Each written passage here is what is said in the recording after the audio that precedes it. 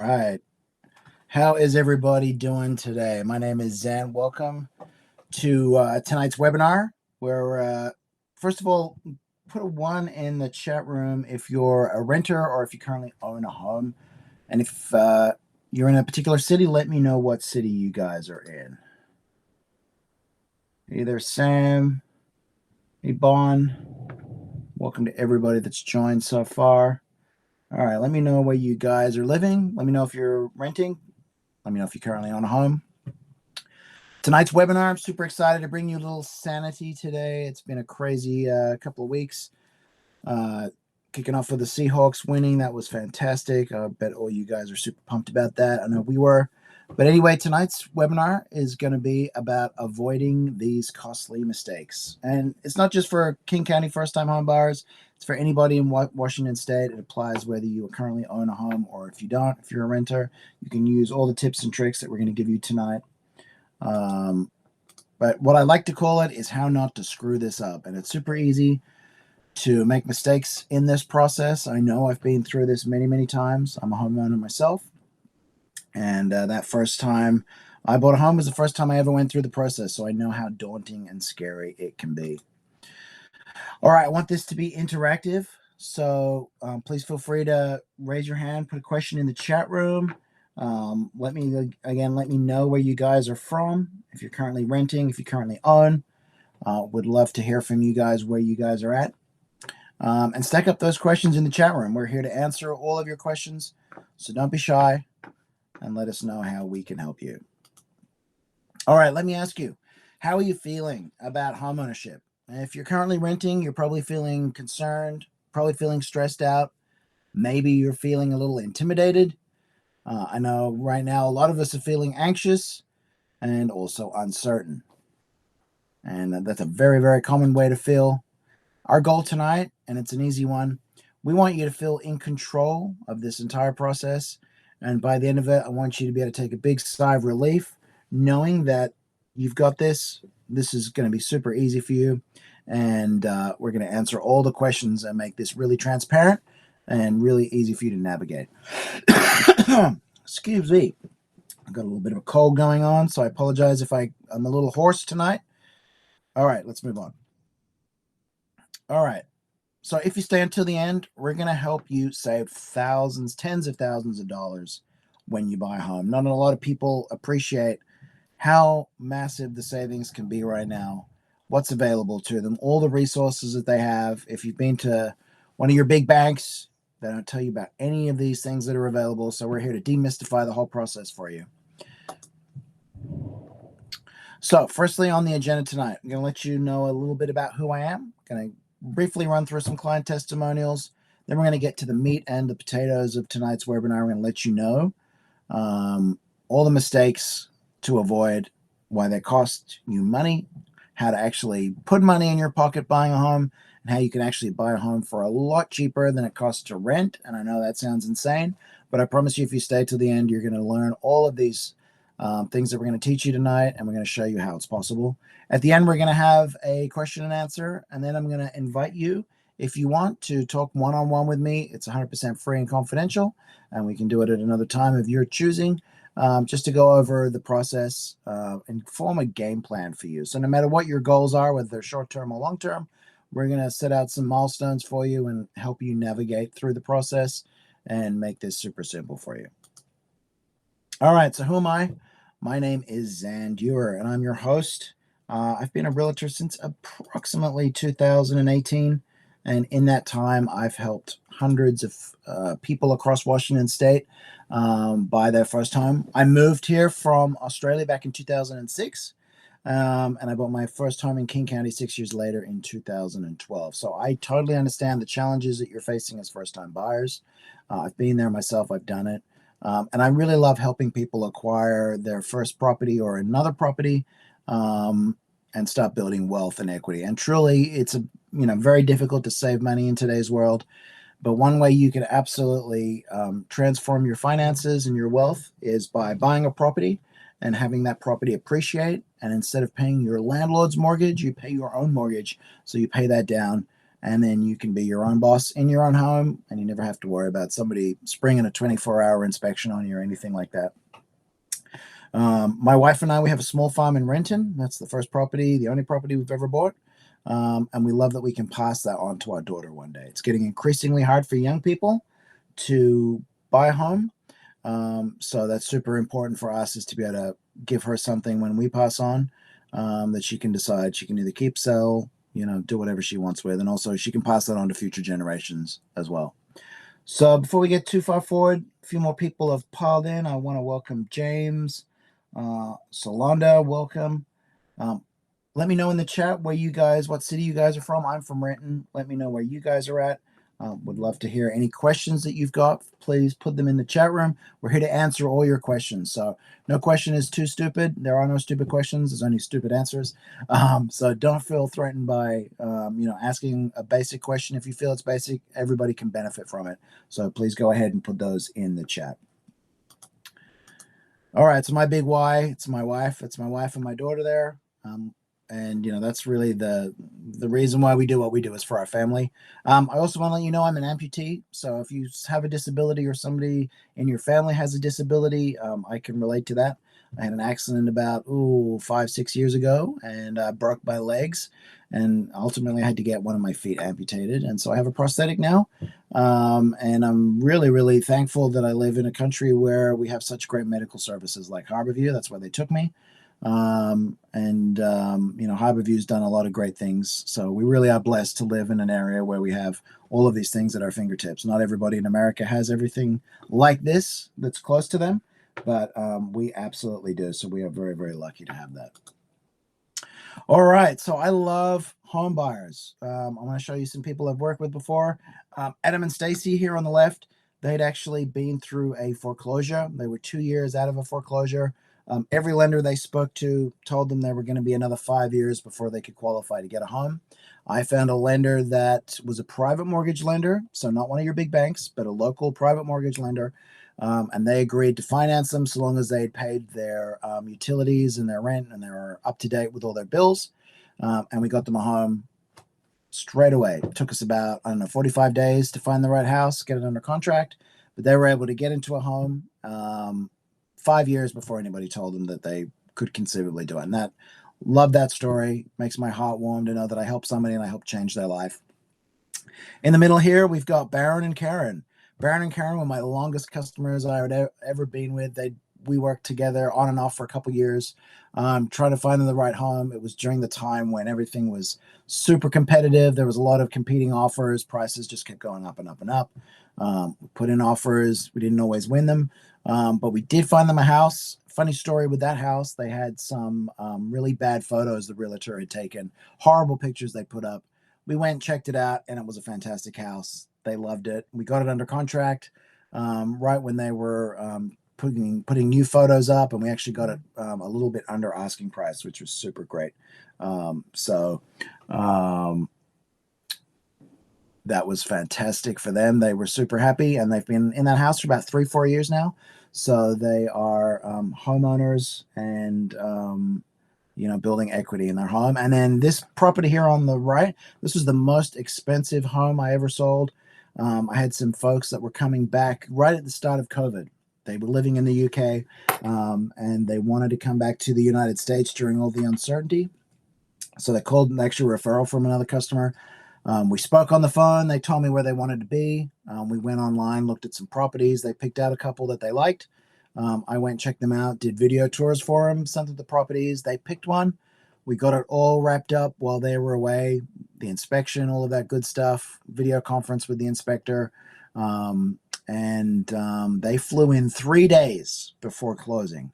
So with a couple of days to closing, they came in. Super scary because I was like, oh my gosh, I hope they love the house as much as they did on the video. But they did, and that was great. So they got into that house, $3.3 million. It was actually a really interesting purchase. There was a mystery customer at the end of the street that we couldn't find out who it was. Turned out it was Jeff Bezos' then girlfriend, who owned the house on the other side of the road down by the water. And they actually got to meet Jeff when he came to visit one day. So that was super cool. So fun things you experience in real estate. Here are some testimonials from folks that I've worked with before. I have a lot of 5-star reviews. You can go into LPT and you can see me there. You can look at my Google business page. I have reviews there. Lots of folks that I've worked with are very, very happy with me. I don't have anything under a 5-star review. These are agents like me as well, which is actually very important because real estate is a relationship business. You have to make friendly with all the other agents that you're working with. So Jeannie Young, she actually bought my neighbor's house that I had listed. We worked together. Great lady to work with, and we've been friends ever since. Debbie Battison here at the bottom, she was actually the lady that got me into real estate when I first started, and I did a number of transactions with her. And it was great to have a mentor. She was actually my mentor in this business. And then Oleg, he was a friend that I made in this business, and I helped him get into it. Gave him some points and tips and directions, and now he's a realtor as well. So lots of good stuff. But here's what I've learned in 8 years, and this is the thing that most buyers screw up. Can anybody tell me if they have an inkling of what it is that people mess up when they go to try and buy a house? If you're able to put your suggestions in the chat. What do you think it is that people screw up when they go to buy a home, when they try to get any home? Let me know what you guys think.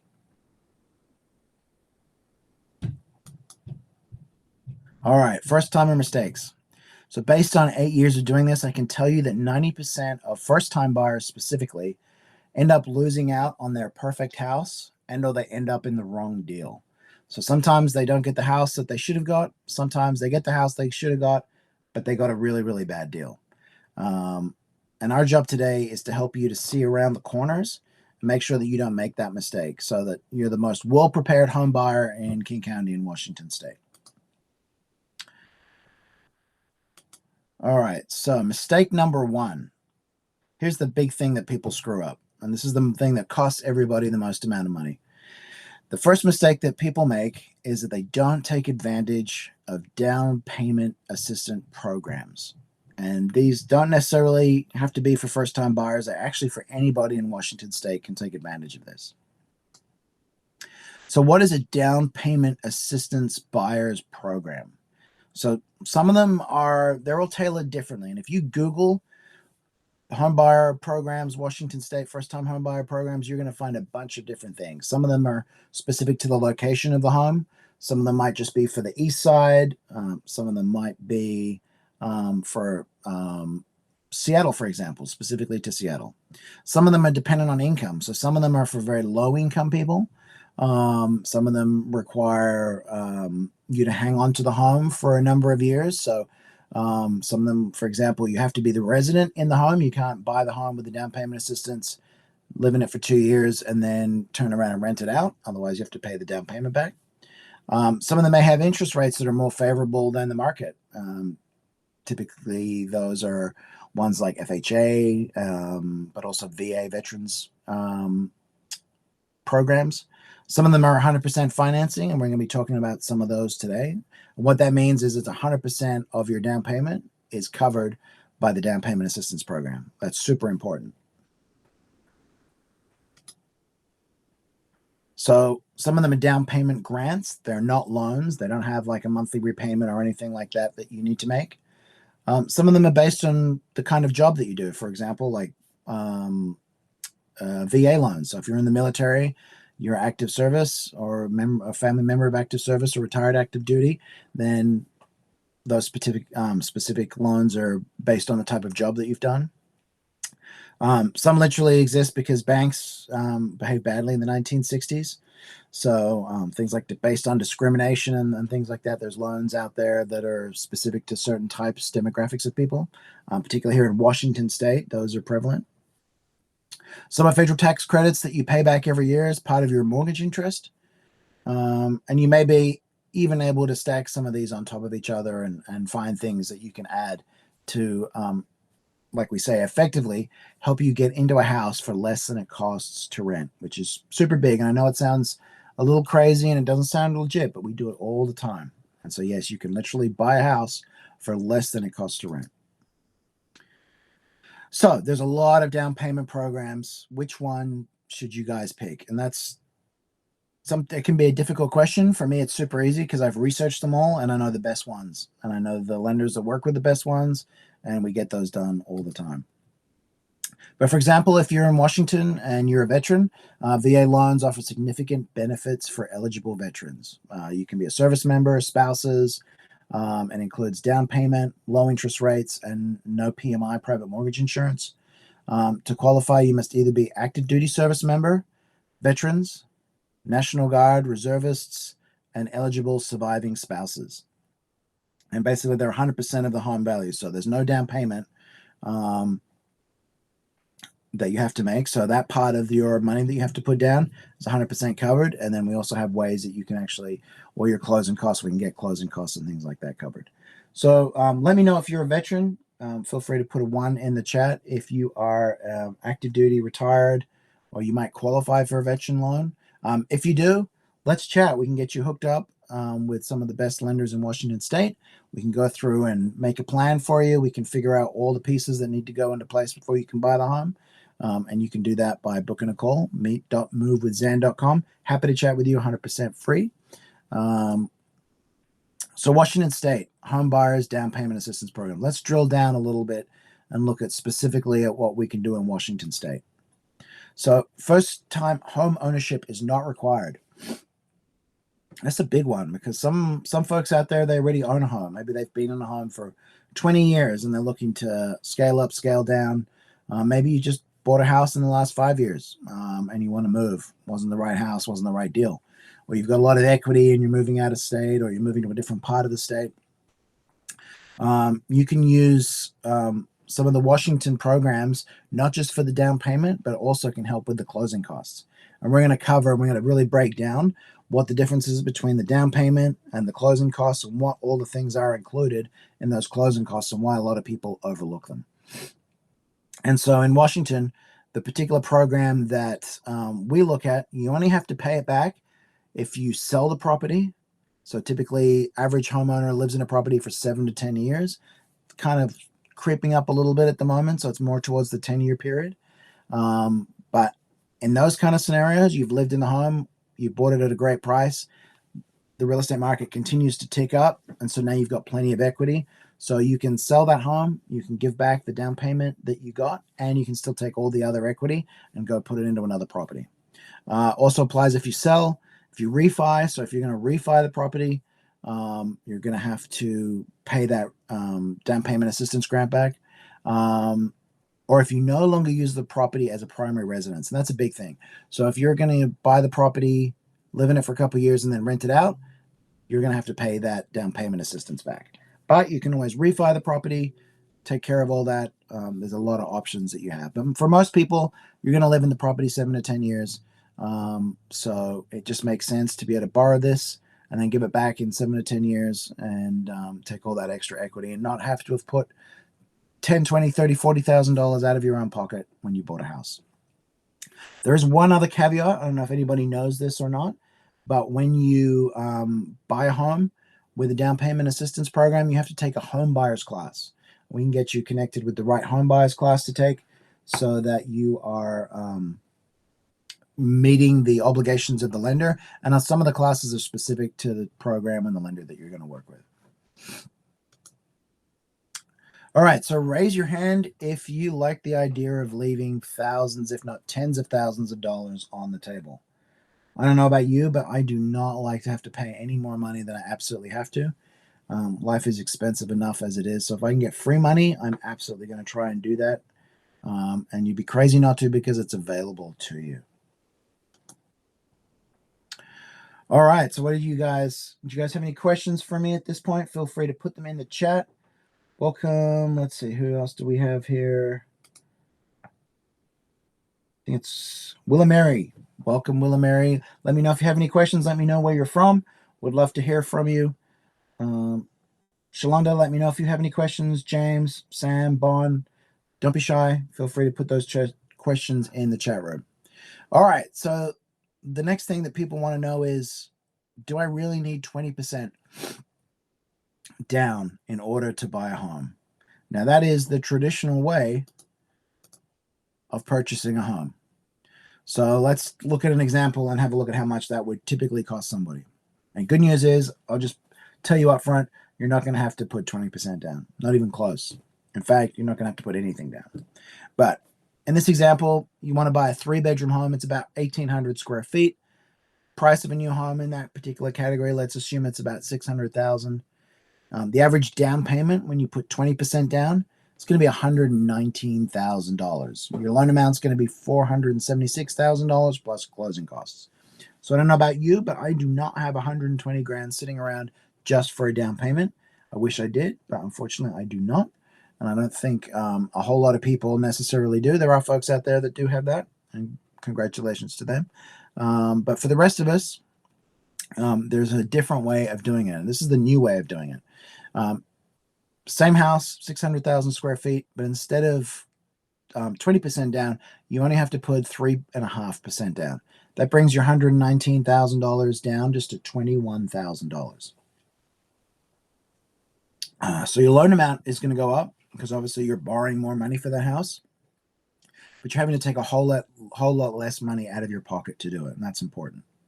You can do better things with that money. You can invest it yourself, make more money with it. Why is the home so expensive? I just use this as an example. Troisy, I hope I pronounced that right. I just use that as an example. You know, you can get a condo, you can get an apartment, you can get something for $200,000-$300,000. We're just looking at King County. I think in King County, the average price for a home these days is about high sevens, low 800,000. There are obviously cheaper properties, but it can be any home. Doesn't matter about the price. It's more about the percentages that you're going to put down. So, you know, if you're looking at let's say you're looking at a $250,000 apartment, 3% of that is going to be, about 10, 12 grand that you're going to have to put down. And again, we're going to help you not have to pay any of that money. So you can actually buy, as long as you can make the monthly payment, we're going to help you get a better house because you didn't have to put all this extra money down. And that's the goal.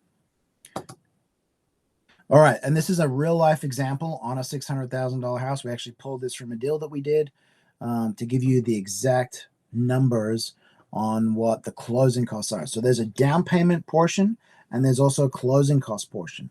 And if you stay till the end, we're going to show you how you don't have to even pay the closing costs, which is super, super big. So as an example, if you didn't have any down payment assistance or you didn't have a realtor that was able to think outside the box or negotiate for you, you would have to pay underwriting fees, processing fees, verification fees, appraisal fees, credit reporting, flood certification, county recording fee, title fee, escrow and closer. You could pay with closing costs an extra $6,300. So you're 19 grand plus 6,300, but wait, there's another portion. There's also prepaids and escrow fees. And what are prepaids and escrow fees? They're things like property taxes. Your lender might ask you for 5 to 8 months of property taxes up front. They want to make sure when people lend money, the bank lends you money, they want to make sure that they're covered. So first thing they want to do is make sure that you've paid a portion of your property taxes up front so that they're ready to go to the county. I don't know if you're aware of this or not, but one way you can lose a property, just about most places in the United States, is by not paying property taxes. Your property can be taken by the county and auctioned at a foreclosure, or not a foreclosure auction, but a county tax auction. So it is a way that people lose properties. So you want to make sure that you're paying your property taxes, and they want to make sure you pay a little bit up front. Homeowners insurance. Another way that banks can lose out is if they lend on a house, and then the next week the house burns down and it is gone. And then they don't have, all they have is the land and a burnt pile of rubble. So they want to make sure sometimes up to 15 months they want to collect up front. That can be another $2,250. And then prepaid interest. They're lending you money. They want some of that prepaid interest up front. And so prepaid interest could potentially be $1,700. So there's almost another $8,000 on top of that, just for prepaid fees and escrow costs. So on a $600,000 house with 3.5% down, 21 grand for the down payment, $6,300 for closing costs, and then total prepaids is almost $8,000. That's going to bring you to about $35,000. Again, that's a huge chunk of money, and we're going to show you how you don't even need to do that. So you're going to tell me, okay, that's great and all, but how do I get to, not leaving tens of thousands of dollars on the table? And that's a great question. I'm glad you asked me that. So what if there was a program that we use all the time to help buyers get a home for zero money down? So what does that mean? So zero or close to no money out of pocket. And there's a couple of little things that you're going to have to pay for along the way. So I'm going to be totally transparent with you. There are a couple of things you're going to need to spend money on, but they are significantly less than when you rent a house having to pay first and last. It's definitely going to cost you a whole lot less than it is to rent a property. And the best thing is you're going to own that property. So for example, what do I pay at closing? So with a 3.5% down, it's just 21,000. We have a down payment assistance program that is going to give you a whole 4%. So you need 3.5, they're going to give you 4. Again, we do this all the time. You're left with an extra $3,000 once you've contributed that 3.5% for your down payment. You've got $3,000 left over. You can take that $3,000 and you can add it towards your closing costs. So instead of paying $14,000, you can bump that down to about $11,000. All right, that sounds good, but still $11,000. You said I could get away with not having to pay any money. Okay. So because of the current market that we are in a buyer's market. And what does that mean is that there are more buyers right now. Sorry, there's more sellers right now than there are buyers to buy properties. So we have a bunch of sellers that are desperate to sell their house. They have a lot of good reasons why they need to move. They got to move out of state for another job. They can't afford to keep paying for the home. Somebody died. They need to offload the property because they need cash. There's a million reasons why people need to sell. And they are very, very motivated to entice you as the buyer because there are so many sellers. It's like when you go to the carnival and everybody's like vying for your business. That's the kind of situation we're in right now. So we can actually get the buyer to pay your closing costs and prepaids. So again, on a $600,000 house, that's going to be $11,000. If you're looking at about a $300,000 house, it's going to be about $5,000. But right now, sellers are very, very motivated to work with and appease buyers because they are vying for your business. So you guys are in a unique opportunity right now. It's very, very, very favorable to home buyers. So what does that mean? So if we get you 4% for your down payment, you can add that to the closing costs. We get the seller to pay the rest. You don't have to bring any money to the closing table. $0. You just walk in, you sign some papers, you get keys, and you walk out and you get your new house. So let me ask you, how are you feeling now knowing that? Are you skeptical? Do you feel a little bit more relieved? Let me know what you think. Has any of this that I've said resonated with you? Do you feel a little bit intrigued by it? All right, so the other thing that I hear a lot from people is, hey, I make too much money. I'm not low income. This program that we use does not require you to be low income. And that can mean different things. But typically people that are low income often cannot actually afford to buy the types of properties that we have in Washington State because they are so expensive.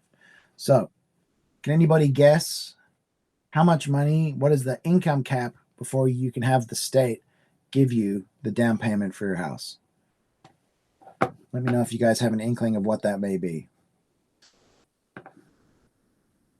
You guys are going to be really surprised at this.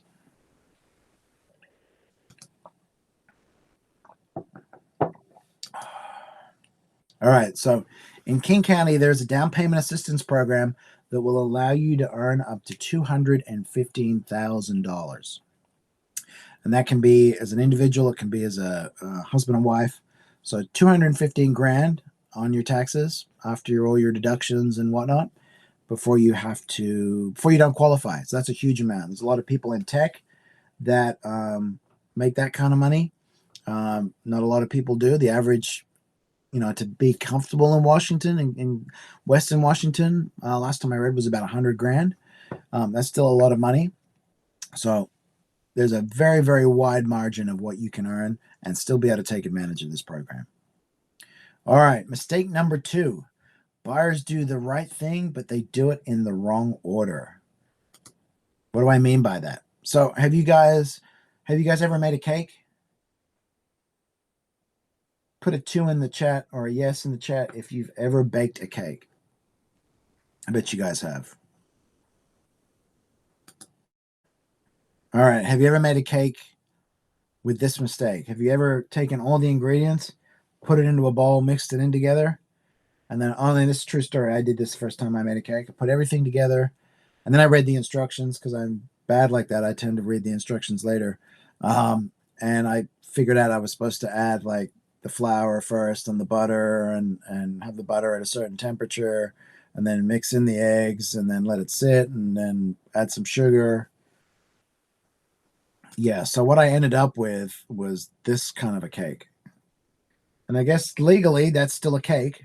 It's technically a cake. Nobody wants to eat it, but technically it is a cake and it's got all the flavor. It's a little chewy in the middle, a little unappetizing on the eye, but technically that is a cake. So the recipe for buying the cake was all wrong. And what does that mean for buyers? Well, if you've ever been like me, you've been on Zillow or Redfin, you looked at properties, you've daydreamed about what you can and can't afford. You've disqualified yourself from certain homes because you thought maybe it was out of your price range or it was in the right neighborhood, it was where you wanted to live, but you just thought it could never happen. Maybe you got curious and you called on a couple of for sale signs, talked to some realtors that were selling the home. Maybe you walked into a builder's model or three, went and saw some DH Horton and, Lanier and all those folks. You kind of went in, checked it out, talked to their rep, looked at the show home, kind of dreamed that, wouldn't it be wonderful to have one of these? Maybe you went to a few open houses. Maybe there was one in your neighborhood you went to check out. And finally, you just got tired and you walked into a builder's open house and you tried to buy something or you just, had a really bad experience. And if you did kind of go down that road, you probably ended up with something that was a bad deal. And that's kind of what happens for a lot of people. They don't understand how much power they have as buyers and they end up getting a cake that isn't really the best cake that they could have got. So what is the first step? Well, the first step, I don't know if you guys ever have been down this road or talked to a lender, but really the first step you want to take is you want to get pre-qualified. Does anybody know what the difference between getting pre-qualified and pre-approved is? Let me know in the chat if you've ever heard of the difference of getting pre-approved or pre-qualified. And there is a big difference. You're going to hear me talk about it a lot tonight. Let's take a quick look. All right, so pre-approval. A pre-approval is a rigorous, verified, and often hard credit check confirmation of your borrowing ability. And pre-qualification is a quick, self-reported, and non-verified estimate of your borrowing power. So pre-approval, it's rigorous, it's verified. That's the important word, verified. And pre-qualified, it's quick and it's self-reported. It's non-verified. So when should you use one or the other? So a pre-approval offers you a competitive advantage to the home sellers, as it confirms your eligibility for a loan. So what do I mean by that? When you're ready to go and put an offer in, you want to be pre-approved so that you can show that seller. And if you're competing with 2 or 3 other people, this is super important. You want to show them that you've been through all the steps and that there's nothing holding you back from being able to close financially on that property. And when you're trying to get under contract, that's the hard part, is getting your offer approved, especially in a more competitive market. It's a little different right now. There's a lot of properties that have been sitting.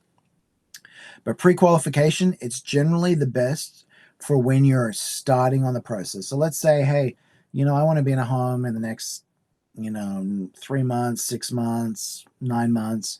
You want to get pre-qualified. You want to talk to a lender, give them some information about what you make, blah, blah, blah. And then they'll give you an estimate of what you can afford. So now you can start looking, hey, I want to look at properties at, in the 450 range or less. I want to get an apartment or a condo, or I want to get a tiny house or something in that price range. That's when you can start that's when you want to get pre-qualified so you can start looking. So that's, there's no obligation there. There's not a high credit pull or anything like that. It just gives you the groundwork on where to start. So you can start looking, find the properties you like, and then when you're ready and you're like, hey, I want to start putting offers in, I want to get serious about this, that's when you get pre-approved. Gives you a big step up on your competition. So key differences between pre-approval and pre-qualification. All right, so the verification level. With pre-approval, requires extensive documentation. So pay stubs, W-2s, bank statements are typically what the lender is going to want to see, while pre-qualification only requires self-reported data. Credit checks. With a pre-approval, it involves a hard credit check, so they're going to make sure your credit's unlocked so they can take a look at your credit. It's going to be shown that, X lender did a credit pull and had a look at your credit, and it can affect your credit score a little bit. It can lower it a little bit. With that said, lenders know that when you're going to buy a house, there's going to be a credit check, and they understand that, so it's not such a big deal. Whereas with a pre-approval, it's really a soft check or no check at all, and doesn't show up on your credit, so it doesn't affect your credit score. So if you're not sure if you qualify, get pre-qualified. If you know you're ready to buy a house, you want to get pre-approved. Accuracy. Pre-approval provides a more accurate estimate of the loan amount and the interest rate, and often includes a 90-day validity period. So what does that mean? It means it's going to really lock down everything, that your monthly payment on X amount of house, what the interest rate is going to be, and that's good for 90 days. Good news, if something happens, let's say you're looking at the end of April when the new Fed chair takes over and he announces that there's going to be a 0.5% interest rate straight out of the gate reduction, then you can, if you're in that validity period, that lender will actually give you that interest rate. And why is it significant for sellers? A pre-approval letter, and they will call your lender when you get an offer in. It's highly favored by real estate agents because it gives a surety to the seller, and it indicates the seriousness of a buyer with a verified financial capability. So if you've got two buyers, buyer A and buyer B, buyer A is pre-approved and has a letter from the lender that says, hey, we've done an income verification. We've checked everything. Everything's good. We can absolutely close on a loan for this property, versus number B that has a letter that says, hey, we think Mr. and Mrs. Jones, qualifies for this. But, this is just, pre-qualification.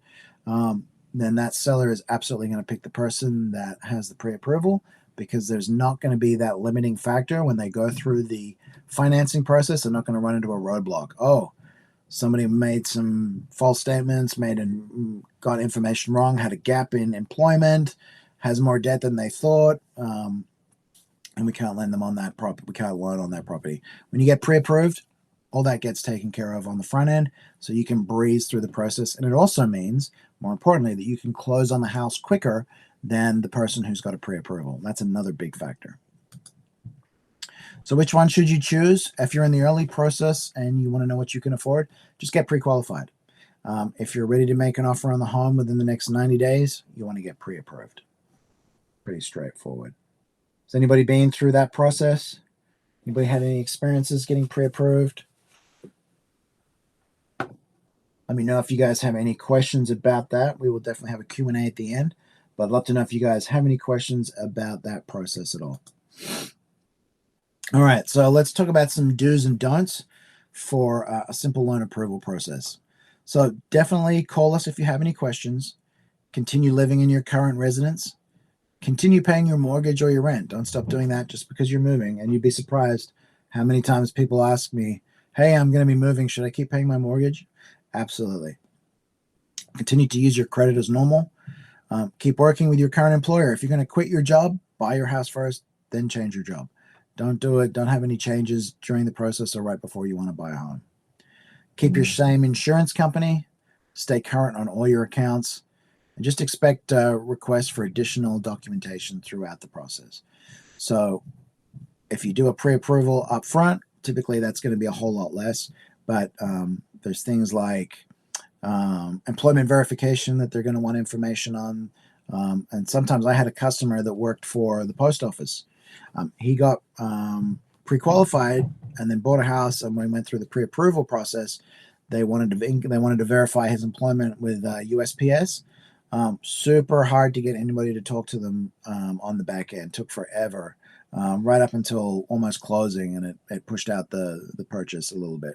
So it can be super important to make sure that you kind of start that ball early so that there's no hiccups and things that will definitely derail the process. Things you don't want to do: you don't want to make any large purchases. Don't go buy a car. Don't go get a loan for a brand new Lexus. That's not a good idea when you're trying to buy a home. Don't change bank accounts or make any large cash deposits. Don't do balance transfers. People do that all the time and they think, hey, it's no big deal. Banks absolutely want to know where cash is coming from and going to.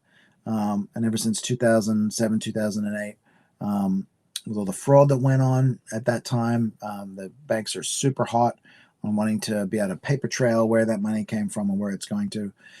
Same with gifts from family members. Before you have them deposit, 30 grand into your bank to help you buy a house, talk to your lender first. There's things you can do to make that process a lot easier, but deals have absolutely been held up because folks just went ahead and had a big chunk of money deposited in their bank account, and then on the back end, the lender wanted to figure out where it came from. Don't close any credit cards accounts. If you have credit cards that you're not using, big mistake people make is they close them down because they're going to buy a house. Oh, I don't want this credit. No, don't do that. Having credit actually increases your credit score. So the more credit you have unused or have low interest, low balances on, the better your credit's going to be. Don't apply for any new credit or take out a new loan or co-sign on a loan. Don't help your kid buy a car or do any of that stuff. Not a good idea. And don't max or overcharge your credit card accounts. All right, there's two ugly facts. Big banks will steer you away from most first-time buyer programs because they lose money on them. Sad but true, working with the big banks is the most painful, difficult, and sometimes not very successful way to get finance for your home, even if you have an account at your bank. I had one customer that was buying $1 million property through Bank of America, and I could not get that lender to return my call, return my emails, or answer any of my messages. Super hard when the seller's agent is asking me for updates on financing and the lender won't talk to me. And that poor buyer had to front load all of the work talking to his lender because he would talk to the applicant, but he wouldn't talk to me. So super frustrating. And then sellers agents will tell their clients not to accept your offer if your pre-qualification letter is from a big bank. And honestly, you can't blame them. Like I said, big banks are horrible to work with, and they take forever to close on a loan. 45 days is not uncommon. And they can just, really try to derail the process as much as they possibly can. And that's why I work with Ted Clarich. Ted's awesome. He's a loan officer with Fairway Mortgage. He's got 1 million 5-star reviews. You can look him up. But Ted leaves no stone unturned when it comes to finding ways to squeeze buyers into first-time buyer grants or down payment assistance programs. And the best thing about his mortgage loans is he gets them closed, and he can close them super fast. So Ted can sometimes close on a house in 10 to 15 days. Depends on how much work we do on the front end, but that can be super important when it comes to actually getting a buyer to sign off on our offer. A faster close is very, very attractive to sellers. If you want to have a chat with either myself or Ted, I'm going to put a little link up for you guys. It's going to come up. You can click on there. You can schedule a call with me, a one-on-one. We're going to demystify the process for you. We'll take really good care of you. There's no obligation, nothing, doesn't cost you anything to do that, just to find out where you're at and what you can potentially do in the future. And I know that's super important for folks, but we make it really, really easy. So go ahead. I'm going to put a link also in the chat here for you guys. So throughout this, if you feel inclined, please feel free to sign up. They do fill up quickly, so if you do want to talk to us, go ahead, book a call, and we'll see where you're at and what we can do to help you. All right, number 3. Mistake number 3, have you guys ever been to a builder's lot and had a look at homes that were being constructed? Has anybody ever done that? Have you guys ever been to one of those?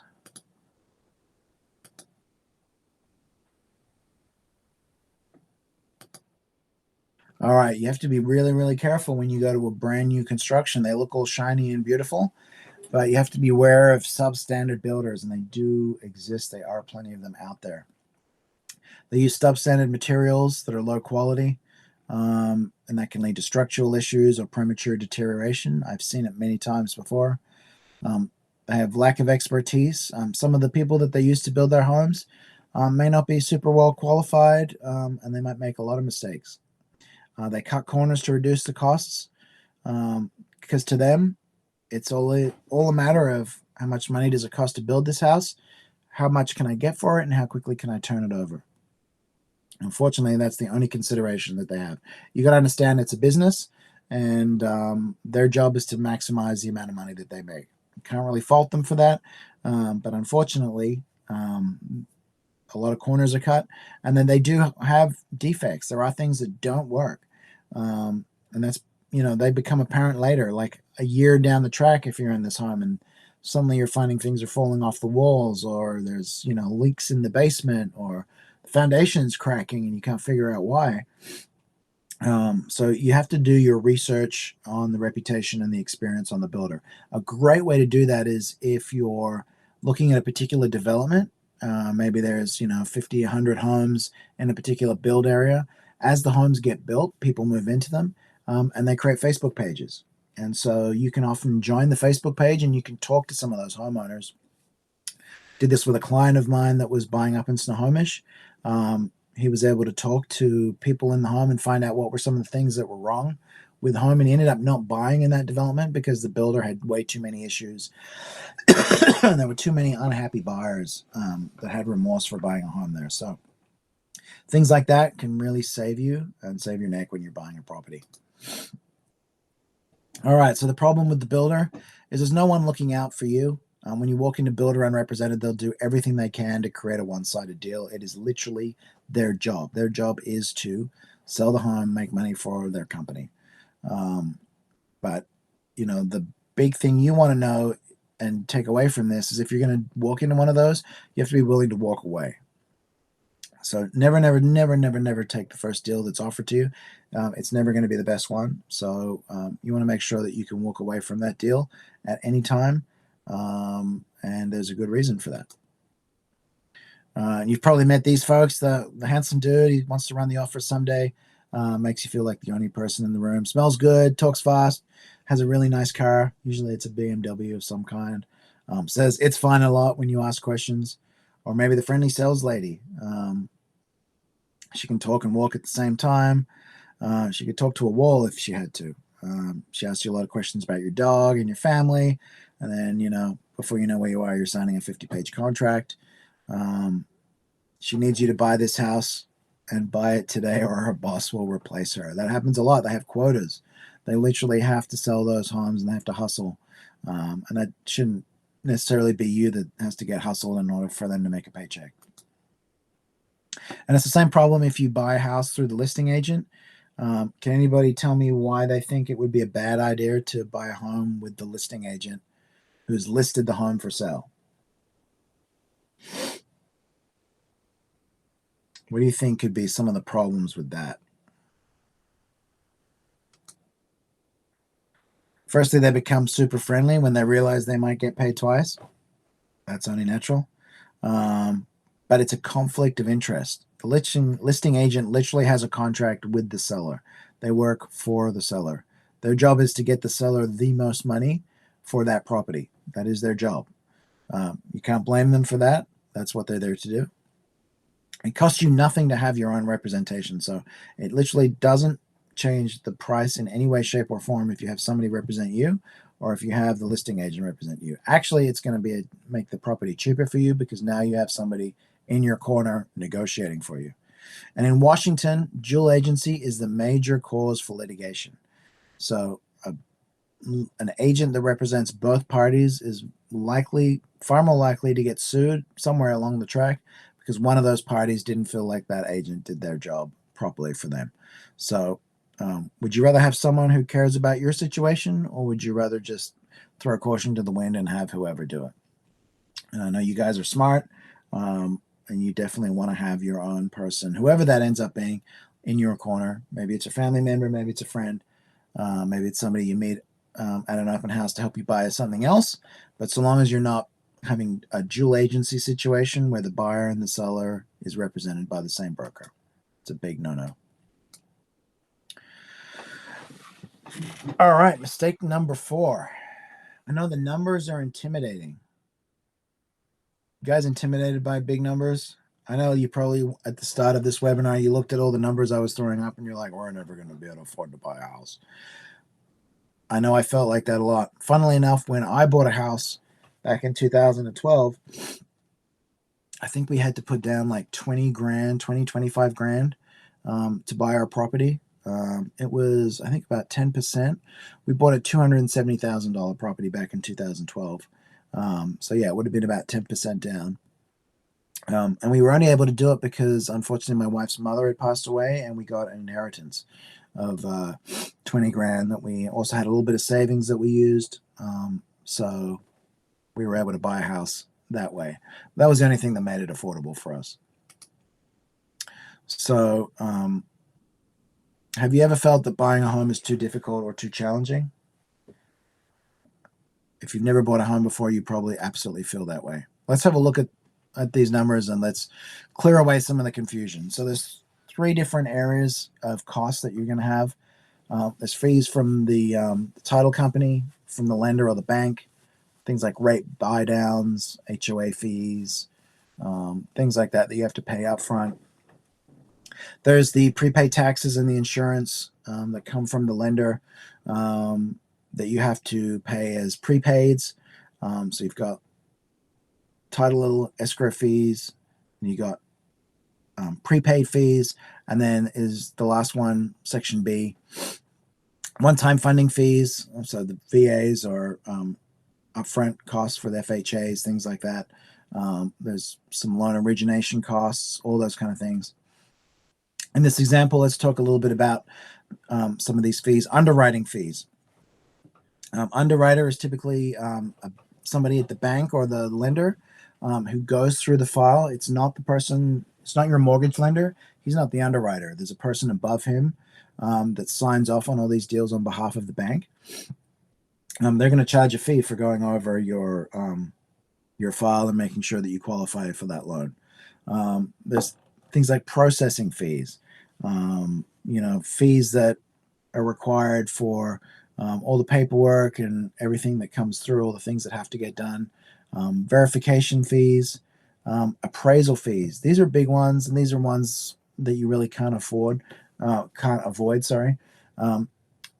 the lender lends, let's say they lend you $300,000 on a $300,000 house. They want to make sure that property is worth $300,000. So they're going to make you pay for an independent appraiser to come out to all the comparables on that property, look at all the numbers, look at everything that's in the surrounding area, and tell the bank, hey, your loan of $300,000 is sound because this property is worth $300,000 or more. And they're going to charge you to do that. Typically, you're going to pay somewhere between $750 and $850 for that. There's fees to pull your credit report, flood certification. You got to go to the FEMA, get a flood certification, make sure you're not in a flood zone. That can affect your insurance as well, so you absolutely need to get that. County recording fee. What is a recording fee?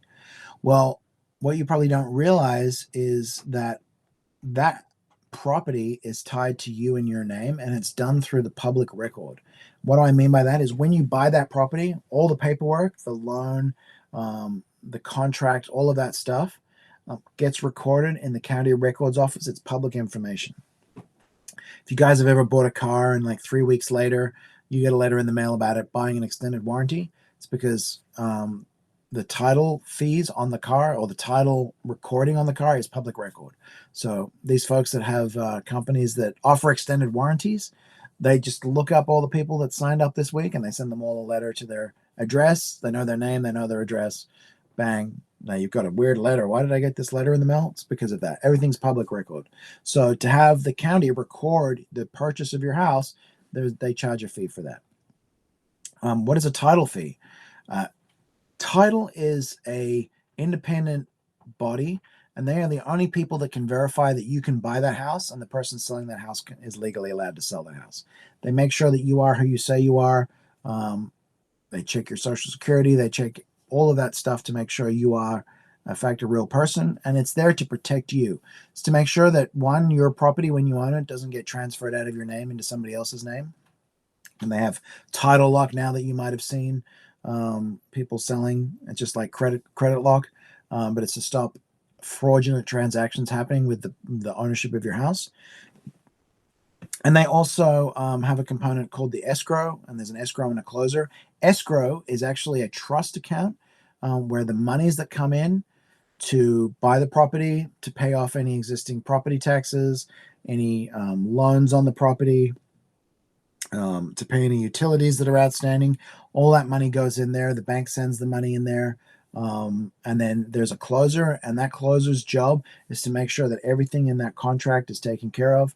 Property taxes were all paid so that a clean title is transferred, and it has to be clean for it to come to you, so there can be no money owing on that property when it is transferred in your name. So you don't have to worry that Mr. Smith, who sold you the house, didn't pay 6 months of property taxes, and that's on you, because all that gets taken care of at closing. And that is a fee and a service that unfortunately you have to pay. All right, do you guys have any questions about that? All right, so the prepaids, as we talked about, property taxes.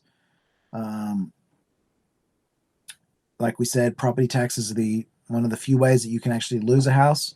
So if you don't pay the property taxes, the county comes and takes that house and sells it for the taxes that were owed on it. It's a horrible system. I hate it.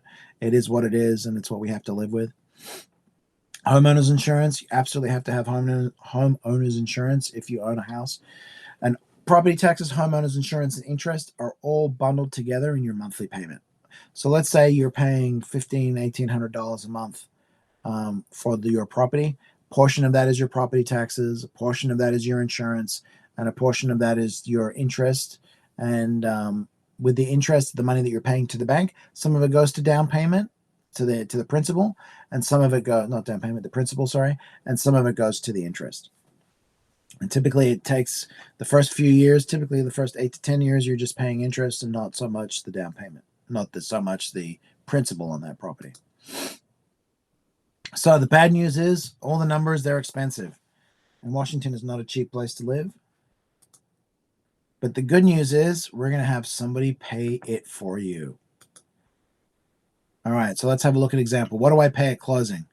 So on the $600,000 house example, minimum down payment with $3.5 with 3.5%, $21,000. We get a 4% down payment program for you, which gets you $24,000 that you don't have to pay back until you sell the property. Your closing costs and your prepaids are $14,250. We take that extra $3,000, put that on there, so you've only got $11,250 left.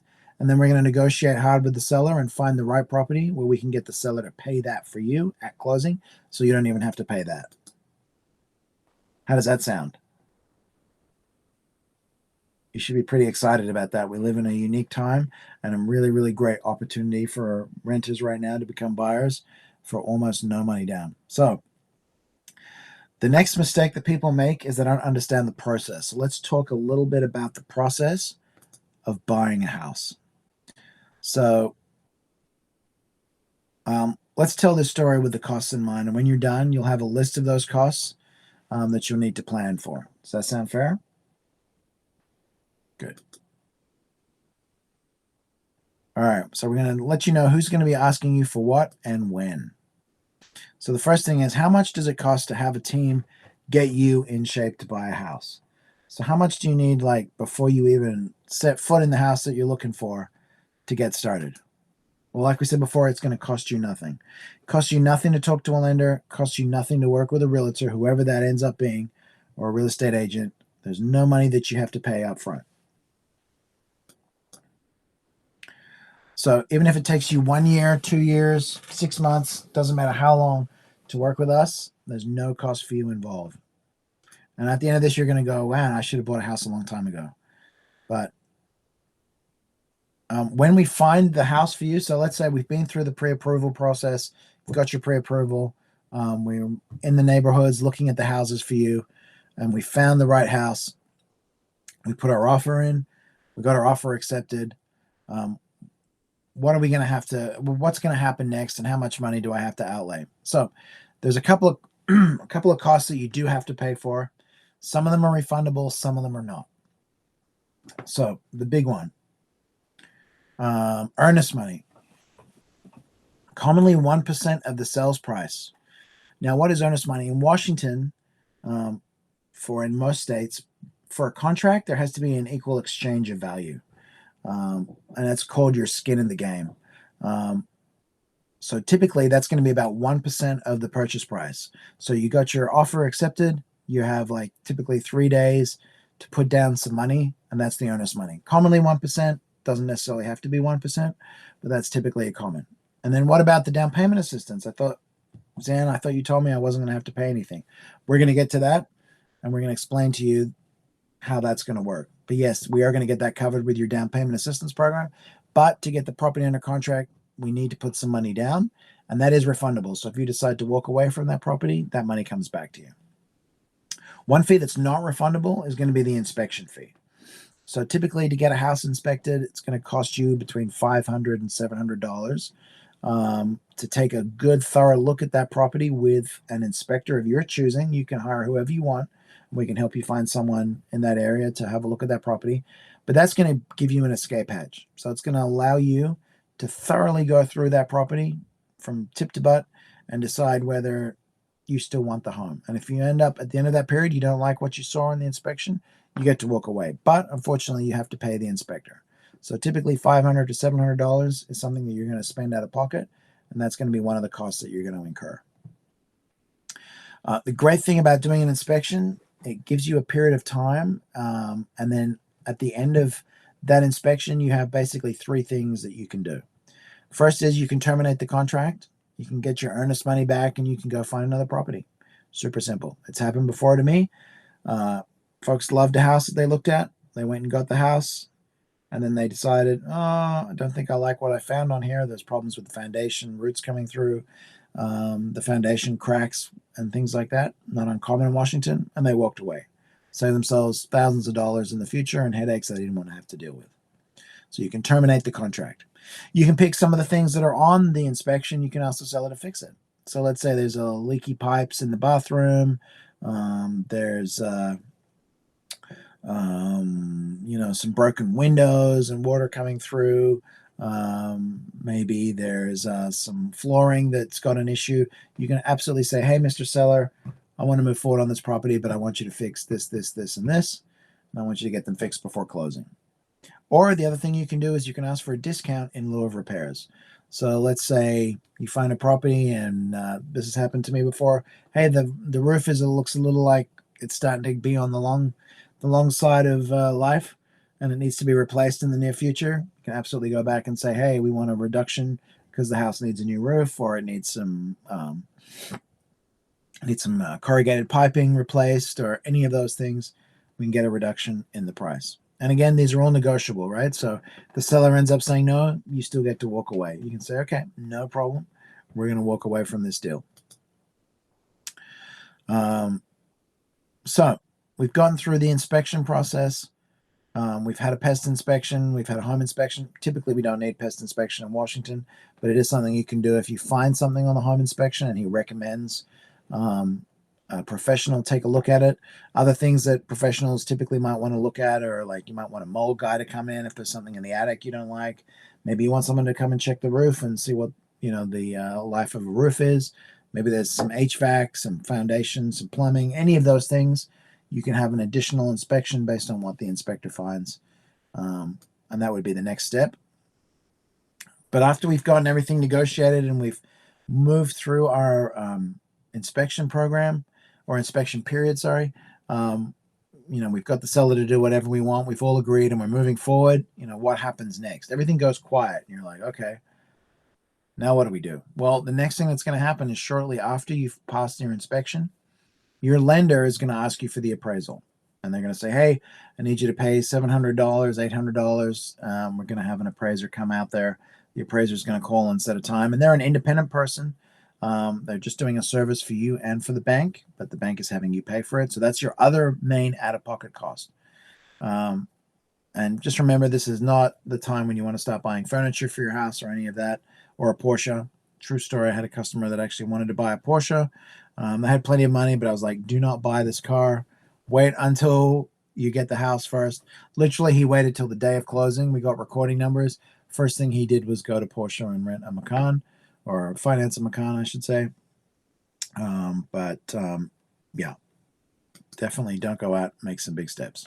And then we've gotten through the appraisal, the bank's financed everything. Everything's good with the title. We can go to closing. And if you're not using a down payment assistance program, this would be the time that you make your down payment grant. You pay any closing costs not covered by the seller. But if you're working with me, we're going to get those taken care of, and you get your keys. All right. So now you're saying, hang on a minute. Wasn't there something about earnest money that I had to pay, but I was going to get the down payment grant? So what happens to that 1% that I put down? So here's the thing. You can put down some money and then get that reimbursed to you at closing, because the bank is giving you 100% financing. So let's just say, for example, on your $250,000 apartment or whatever it is that you're buying, let's say it's 250 grand, you had to put 2.5 grand down. You're going to get a check cut to you at closing for that $2,500. So you're actually going to walk away with that money back in your pocket. It's yours. You can do whatever you want with it. Give it back to a friend who lent it to you. Any of those things are applicable. You can use it to buy some furniture, do whatever you want with that money. But we're going to get that back for you at closing. So literally your only out-of-pocket costs are going to be the appraisal fee and the home inspection fee. I don't know when the last time you guys rented a property, but if you're renting something, let's assume it's $1,500 to $1,800 a month, and that's probably on the cheap end these days. You could be at $3 grand, $3,600 with first and last. Maybe you've got a pet and there's a $500 security deposit. So you could be at $3 to $4 grand just to rent a property, and it's not even yours, and your monthly rent is just going to pay somebody else's mortgage and make them wealthier. So for literally like $1,500, you could own a house. You could own a house or a condo in Washington State and start building your own equity. So would you have thought that you could own a house for so little? Do you guys think that it was even possible to do this? And has anybody ever told you that, any lender ever told you that this is possible? I bet they haven't. Not everybody does this, and it blows my mind that people don't. All right, number 6. So the number 6 mistake people make is they don't hire a gladiator. What is a gladiator? Look, any dummy can open a lockbox and walk you through a property and say, here's the kitchen, and here's the bathroom, and here's the garage, and here's the view. My job is not to show you a house. I'm going to do that, but my job is not to show you the house. My job is to pick up the sword and fight for you. And it's also to use my shield to protect you as well, and to guide you through that process and advise you on next steps and things to do. The biggest thing is to protect you from all the mistakes that can be made and help you navigate through this and be able to have the most satisfactory experience, get the best deal on that property, and get the best property you can possibly afford. As a gladiator, I want your kids to go to a better school district than potentially you did. I want you to put more equity faster and retire earlier, because I squeezed us into the best deal in the best neighborhood by the hair on our chin. I want you to be a raving fan of mine. I want you to tell everybody that you know how great I was as a realtor and that they should fire their realtor. Selfishly, that's what I'm looking for. I know that sounds kind of funny, but yeah, I want you to be really, really happy with the service that we provide. And I want to make the impossible possible. If you're renting right now, and you're spending money on rent, I want to get you into a house, and I want to get you building equity and having your own property where you can do whatever you want with it and not have to worry about what somebody else thinks. And what do gladiators do differently? When somebody says it's impossible, we don't believe them. When somebody says, hey, it's 5 years before we can give you a loan because you went through a foreclosure, I'm going to pick up the phone. I'm going to call every lender that I know, and I'm going to find a lender that's going to do it. We're going to advise you on the right moves when things come up, like during the inspection, what you can do, what you probably won't be able to do. Should you buy this house? Should you not? Things to consider. We're going to help you craft a winning offer so that you can beat out any potential rivals that may be trying to buy the home from under you. And that happens too. Right now, like I said, you're in a better position than usual because it is a buyer's market. We're going to make sure that there's nothing that's going to derail your purchase, like issues with the title that may stop you from doing what you want with the property. Easements, a lot of people don't take considerations of that there are easements on a property, but you need to look at the title report and make sure that the neighbor doesn't have the right to use your driveway to get to the back of their property. That may stop you from putting an ADU on there or any of those kind of good things. So another super important step where we take you by the hand and we walk you through it and show you everything that is on there so you can make an informed decision. We're going to negotiate hard with people. Some of them are really, really difficult to deal with and not very nice. We're going to beg listing agents and prime builders reps where necessary to get what we want. We're also going to consume copious amounts of coffee and analyze every listing in your search area to find the one that we can negotiate under your monthly budget. And there's definitely things to look for when you're looking at properties, and some of them are going to definitely be easier to get for less. For example, if the property's been on the market for more than 30, 45 days, those are the properties that you have the most chance of being successful with. If a property just came on the market 2 days ago, seller's going to be less motivated to put everything on the table that they're willing to. They're going to have to sweat a little bit and start getting worried before they're going to be willing to do that. So is every tactic going to work? No, it's not. It's impossible. But we're going to pull out all the stops until the problem submits. And here's what we look like when it's all over. All right, this is me and this is Ted. We're a little battered and bruised and bloodied, but we got the job done. But more importantly, this is what you look like. You guys have the house, you've got the dream, and you're ready to make a new life for yourself in your own property. All right, so let me ask you now, how are you guys feeling about this? Sam, James, Shanna, and then Willa Mary. How do you guys feel about the process now that I've explained everything to you? Do you feel a little bit more comfortable about moving into the direction of being a homeowner? Do you feel less stressed, less concerned, less intimidated, less anxious, and less uncertain? All right, so what is the right order? All right, so here's a map. You're over here on the left, you're at number 1. You're going to choose somebody to work with that only works with buyers, somebody like myself. You're going to explore all the creative financing and first-time program options with the right local lender like Ted. You're going to run payment estimates on the if-only properties in the right neighborhoods. You're going to go visit the homes with your realtor or real estate agent, and you're going to play the walk-away game. Number 5, you're going to negotiate seller credits hard. And then number 6, you're going to focus on the closing process and getting to closing and getting your keys. So if you search real estate sites for first-time buyer programs, here are some of the mistakes that you're going to come up with. 1, that folks didn't get pre-qualified. They didn't work with an A realtor. They didn't get an inspection. Horrible mistake. Never, never, never buy a property without getting an inspection. It's like literally the biggest sin there is. And they apply for other credit before closing. A lot of people tank their deal by buying furniture, booking a cruise, getting a car while they're in the process, and they ruin all of their credit and their debt to income ratio and all that good stuff, and they tank their deal. So your job is to tell me what you really want, and you're going to let me worry about how to make it happen. And here's my guarantee. If you guys decide you do want to have a time to have a chat and talk to me, here's the guarantee that I'm going to make to you guys. And that is that Ted and I will work tirelessly to help you become a homeowner as soon as in the next 30 days or sometime in 2026 or 2027 or whenever you're ready.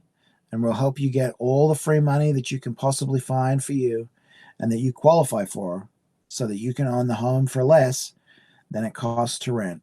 And thereby you can build wealth that you can pass on to future generations.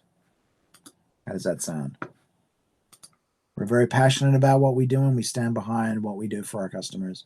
And our customers love us for it, and we change lives in the process. So selfishly, I feel really good about that. All right. Do you guys have any questions for me? We've been through a lot. We've talked about a lot of stuff. And I'm sure you guys must have some questions about the process, about anything that I've spoken about.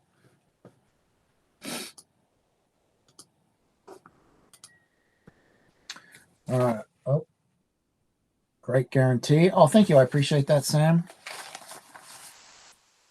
All right. So I do have some questions that people have given me in the past. Let's have a look at some that we haven't touched on. Hey, a big one that you're probably wondering is, should I buy instead of rent? That's a really interesting question. And here's what I tell people. I bought my home in 2012. I rented all my life. I would have been in my mid 30s, early 30s. Yeah, probably mid 30s. And I had never really considered buying a house. And my wife dragged me kicking and screaming to buy a home. It really scared me. I didn't enjoy the process. Didn't have the greatest realtor to help me at the time. Did a lot of the stuff myself.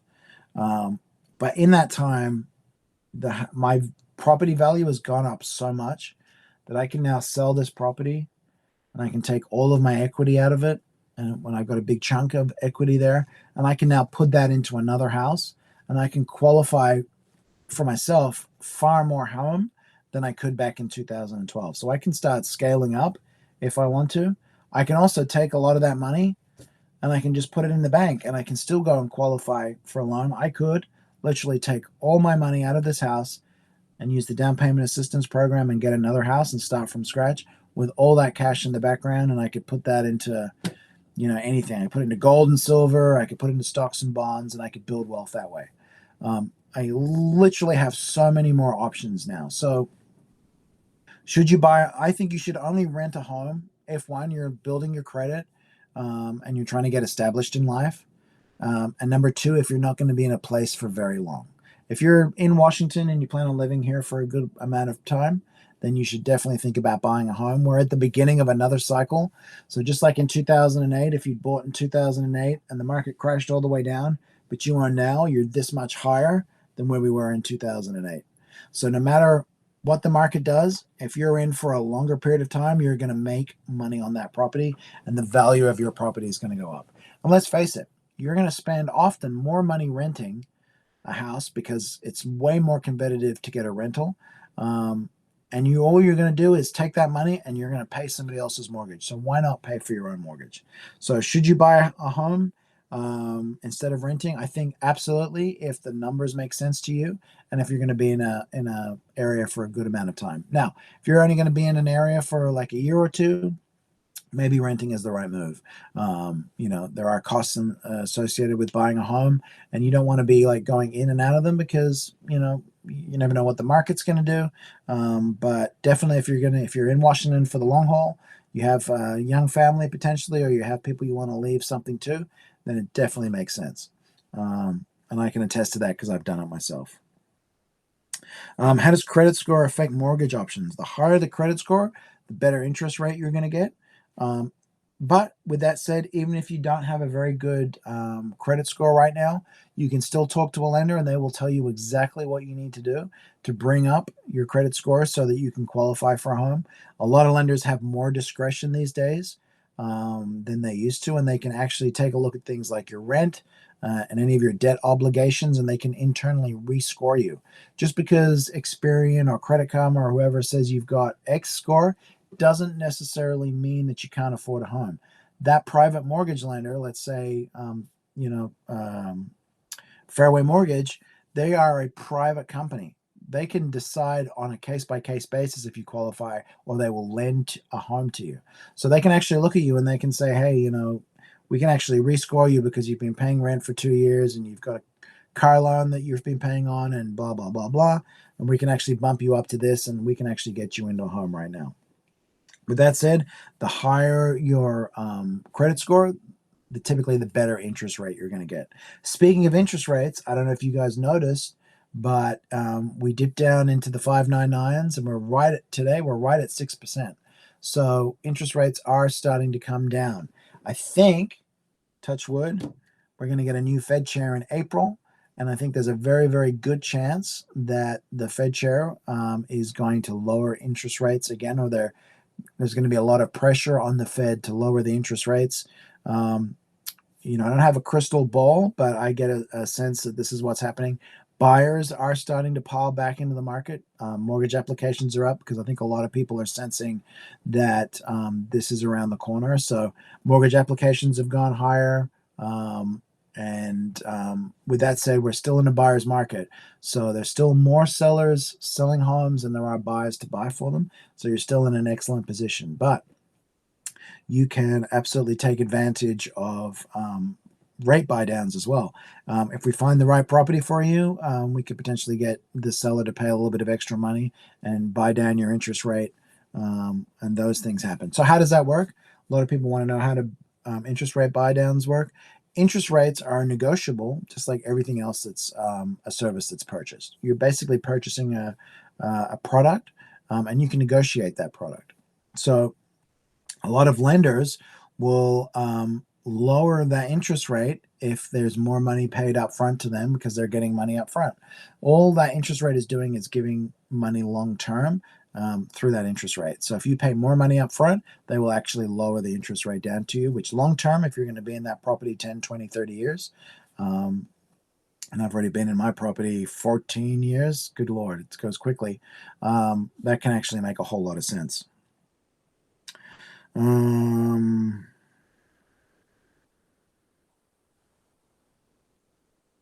Can you lock an interest rate? And if so, when's the best time to do it? Yeah, absolutely. So when you get pre-approved, let's say, there's something happens and the interest rates drop for a day or two.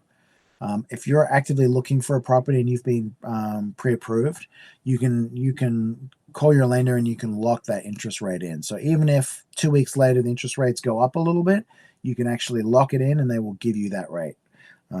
So again, that's another thing not a lot of people realize.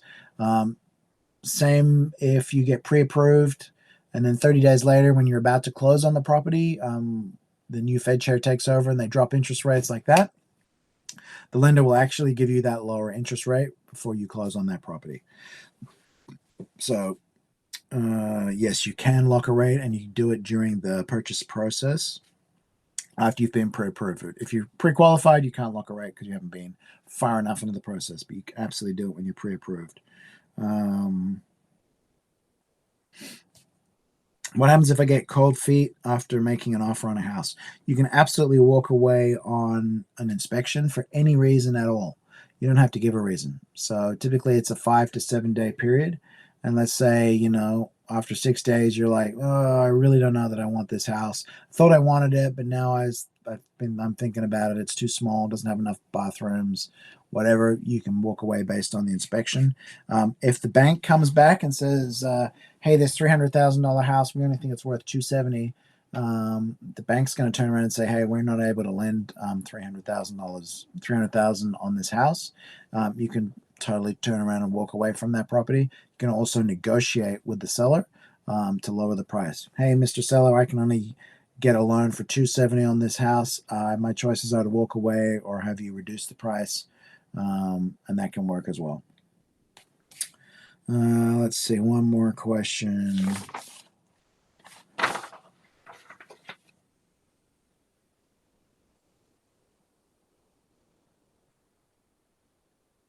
Can I buy a home and sell my current home at the same time?